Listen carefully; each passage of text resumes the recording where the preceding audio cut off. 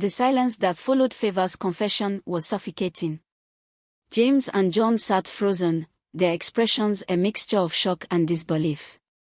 Mrs. Patience covered her mouth, her eyes welling with tears, while Isaac looked like he wanted the ground to swallow him whole. John was the first to speak. "Isaac," he said, his voice dangerously low. "Tell me this is not true."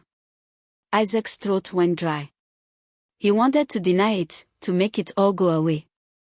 But the truth sat heavily on his chest. With a barely audible nod, he confirmed their worst fears. Mrs. Patience let out a heart-wrenching sob, clutching her daughter's hand. "Favor, how could you?" James, who had always been the voice of reason, inhaled sharply. His mind raced, but he knew there was no undoing what had been done. "We need to think clearly," he said finally, his voice trembling. "This is not just a mistake. This is a tragedy."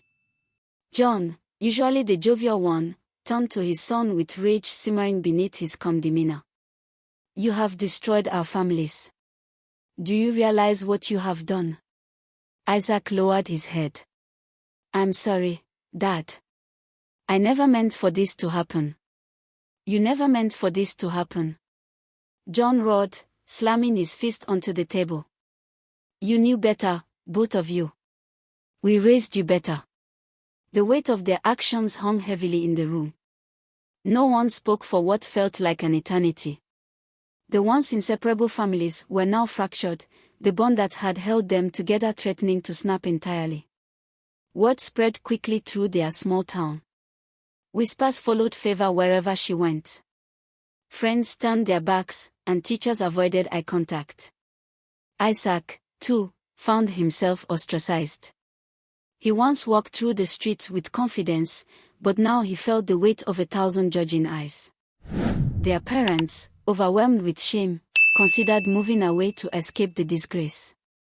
Mrs. Patience fell into a deep sadness, barely eating or sleeping. James found solace in work, but his once warm demeanor grew cold. John, unable to look at his son without resentment, started spending long hours away from home. But it was Favor and Isaac who suffered the most. Favor's pregnancy became a painful reminder of the choices she had made. The nausea, the exhaustion, the constant stares, all of it chipped away at her spirit. Isaac, on the other hand, wrestled with guilt that refused to let him rest. He wanted to be there for Favor, but every time he saw her, all he felt was shame. Then came the worst blow. One evening, a knock at the door shattered the heavy silence of the house. It was the town's pastor, an elderly man with piercing eyes. He had heard the rumors and had come to speak with the families. James invited him in reluctantly. The pastor looked around at their broken expressions before speaking. "I have seen many families torn apart," he said gravely. "But what matters now is what you do next. The choices you make from here will define your future." Mrs. Patience wiped her tears. "But how do we move forward?" she asked. "This shame, it follows us everywhere." The pastor nodded. "Shame is a powerful weapon, but it only controls you if you let it. The question is, do you let it consume you, or do you find a way to heal?" His words lingered in the air. James, usually logical, asked the question that weighed on everyone's minds.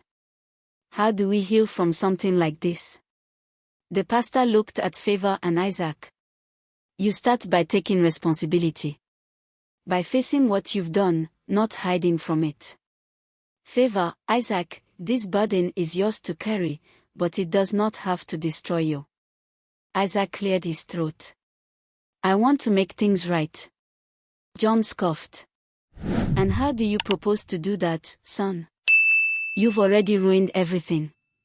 Isaac hesitated before answering. I don't know. But I want to be responsible for my actions. I don't want to run away.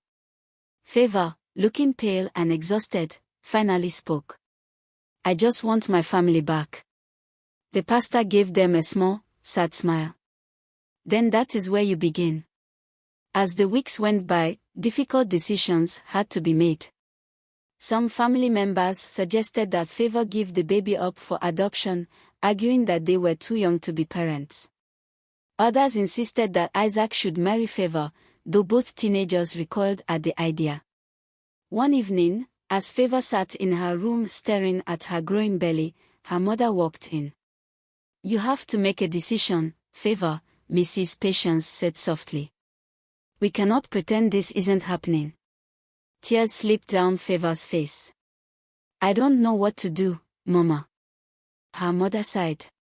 "No matter what you choose, life will never be the same. But you don't have to face it alone." Across town, Isaac sat in his own torment. His father had barely spoken to him since the confession, and the weight of everything felt unbearable. Finally, he decided he needed to speak to Favor alone. They met under the same tree where they had once shared their innocent childhood secrets. "I'm scared," Favor admitted, her voice barely above a whisper. Isaac nodded. "Me too. What do we do now?" Isaac hesitated before answering. "We do what's right. We face the consequences, and we grow up." Favor wiped her tears. "Do you think our families will ever forgive us?" Isaac sighed. "I don't know. But I hope so." Days turned into weeks, and slowly, the families began to mend. It wasn't easy. The shame didn't disappear overnight. The wounds didn't heal in an instant. But through painful conversations, counseling, and an unwavering commitment to making amends, progress was made. Favor decided to keep the baby, a choice that came with both relief and fear. Isaac, determined to take responsibility, promised to be involved as much as she would allow. Their parents, though still struggling, began to support them instead of condemning them. It was a long road ahead, filled with uncertainty. But in the end, they knew that their story was far from over. Mistakes had been made, innocence had been lost, but there was still a chance for redemption. A chance to rebuild. And so, with hesitant steps, they took their first strides toward a future neither of them had expected, but one they were determined to face together. Months passed, and the day finally arrived. Favor clutched her mother's hand as she screamed in pain. The contractions were unbearable, but in that moment, she realized that no pain was greater than the emotional turmoil she had endured over the past few months. Isaac waited outside the hospital room, his hands trembling. He wasn't sure what his role should be, but he knew one thing: he wouldn't abandon her.